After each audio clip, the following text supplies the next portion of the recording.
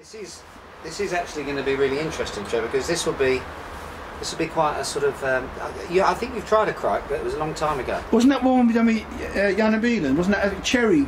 That's right, cherry. Krieks are cherry. Now that was awful, but that might just been because it was cherry. Yeah, and I don't seem to think it was a particularly good one, was it? Okay. But this one I've heard pretty good things about. Yeah, hello, the sun's coming out. Are we on? And the sun's coming out. Look at that. Fantastic. Bring me sunshine. In my... I can't remember. Okay, listen. Anyway, that's enough of that. Let's drink some beer.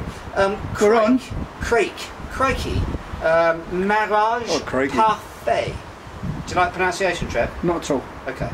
From Boon, Belgium. It is a pretty big boy, this one, 8%. Lovely presentation, liking the old Cajun cork. Do you like that? I like these types of beer. Mariage, does that mean marriage? I've got no idea. Like bringing together of parfait. So. Parfait. Actually, I tell you what, Trev. I'm not as thick as I look. Sometimes you say things that are so insightful because that has to be it. Because this is a marriage of two different types of beer. One that is it's an old style cherry lambic. This is one which is a young lambic which has been married to old lambics which have been aged for a minimum of 3 years. So you've got this sort of very and basically that new infusion of lambic sort of invigorates and re-sparks the fermentation process, and then they basically top it out at 8% ABV. Sun's coming out, Trev. I do surprise you sometimes, don't I? You do. You think I'm thick as pig stuff, don't you? Tough exterior, like you Charles Bronson. No, I'm not Charles Bronson. That beats the heart of a poet, Trev. Because I need this more is a respect. smash and grab episode, by the way, Trev. I'm not being paid, and I get no respect. And I'd like to say thank you to I think it was Malt for giving me cred last week. Start doing shout outs because everyone's going to start posting comments. Now look at that. Gun smoke. A little bit of gun smoke. Nice little bit of cork action there. Let's pour this up. Now then, cherry lambics. Oi! You don't see that every day, do you, Trev? Hey, you don't see that every day. I must be honest. I can see what's happening in your brain. You're thinking umbrellas, you're thinking Del Boy, only fools and horses. Dear, right. dear. Now listen. Quite a pink head to this beer. It doesn't look manly. There's something wrong with it. No, I tell you what. It takes a real man to drink pink. Who told you that? Your mum? I just made it up. My best friend. Cork smells like sherbet. There is a lot going on here. Dear, now, of course, I see it's a beautiful nose to beer. In terms of what lambics are, cherry lambics or lambics, Krieks, obviously they sit on cherries over many months, and they strip away these lambic beers, strip away all the flesh, and you're left with very often this quite tarty, sour, vinegary, but in some crazy sort of way, wonderfully refreshing drink. Some of the more commercial cherry lambics or Krieks are sweetened, and I don't particularly like those. If you're new to the style, it's actually quite nice to have a beer that has a little bit of sweetness in it, so you can sort of get used to it. But I think what most people find is that the more they drink of that style, the more they explore the style, they sort of tend to favour towards the more assertive, sour beers. So not for everyone, this type of beer, absolutely not. Just looking at it can put a lot of people off. But I have to say, that if you want to broaden your beer horizons, then this is a great way to go. Absolutely fantastic. Now this beer is coming out in the System Belager very soon, 1st of June. Trev, throw all the stats up, please. Yeah. Okay. Tuesday, I think it is. Is it? It's very soon. And it's a very cute little bottle. Let's smell it. It may be pink, Trev, but you've still got to give it a whirl. Okay? Wednesday. Can I say that? Is that legal? What's that? It may be pink, but you've still got to give it a whirl. Might even be an oxymoron. I'm mischievous. Since I come back from London, I feel a bit mischievous. I feel more funny. Is it working? Okay. Now, what I'm getting some.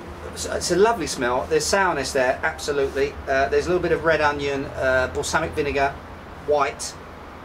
There's cherries, almost cherry stone, quite dry. It's lovely, really nice, really nice. Where'd you get the beer from? The importer? Vanilla as well, maybe. Sorry? Sorry about that. Did you get the beer from the importer? Yeah, the importer sent us a bottle here for evaluation purposes only.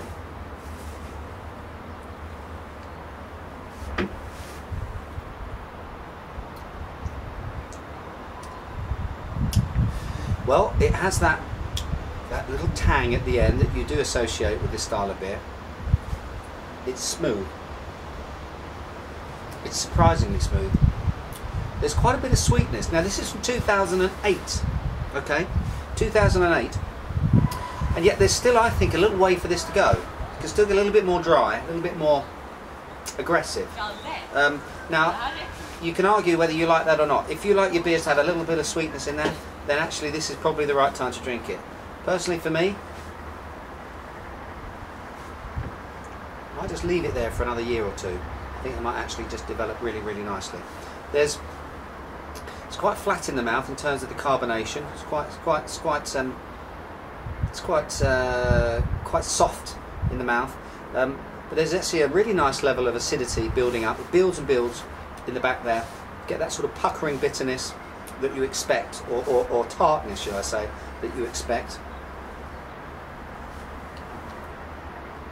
It really is smooth. I actually really like it.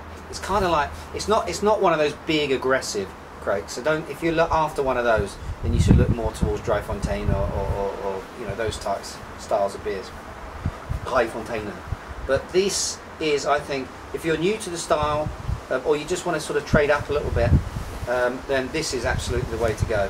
And I can think of actually very few other styles of beer, underrated as they are, as summer drinks.